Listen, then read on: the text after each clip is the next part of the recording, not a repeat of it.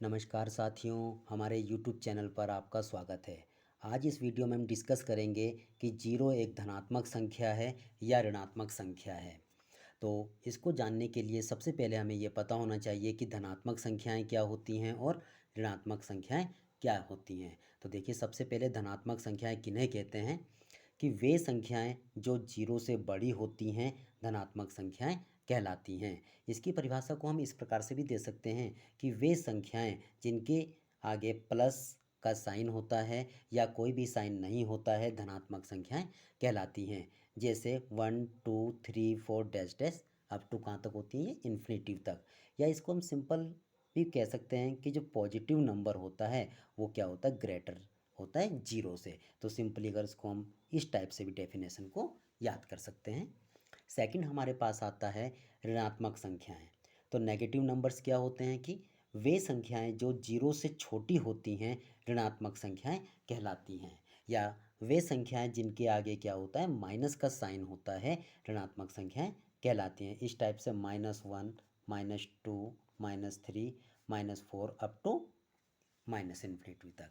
तो इसकी डेफिनेशन को भी हम इस टाइप से लिख सकते हैं कि negative is less than zero.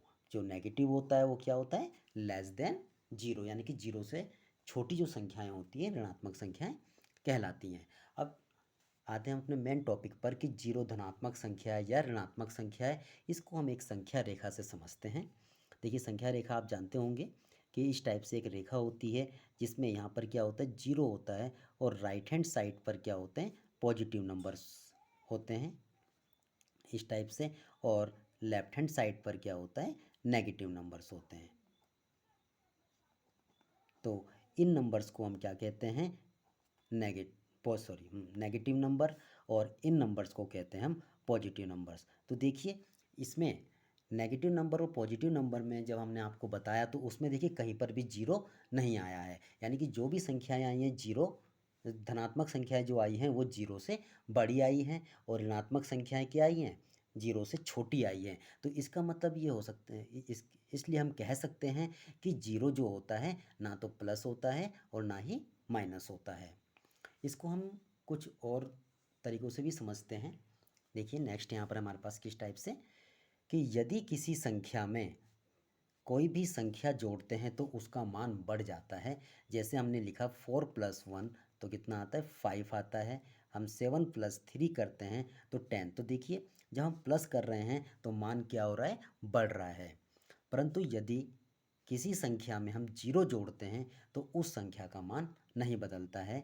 जैसे 3 + 0 एंड 0 + 4, 3 + 0 करते हैं तो 3 आता है, 0 + 4 आता है तो 4 आता है। तो देखिए, जो संख्या है उसका मान नहीं बदल रहा है। 3 + 0 = 3, 0 + 4 = 4। इस टाइप से आप जितनी भी संख्या में, किसी भी संख्या में जीरो जोड़ते हैं तो क्या आता है, वही संख्या आ जाती है। यानी कि इसके मान में कोई परिवर्तन नहीं हो रहा है।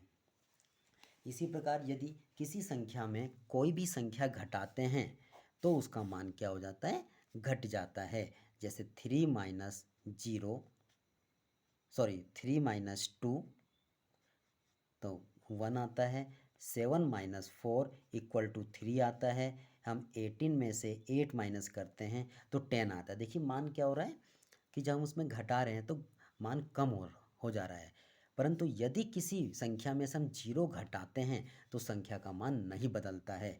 जैसे 3 - 0 = 3, 5 - 0 = 5, 17 - 0 = 17। तो देखिए, यहाँ पर कोई भी मान में परिवर्तन नहीं हो रहा है।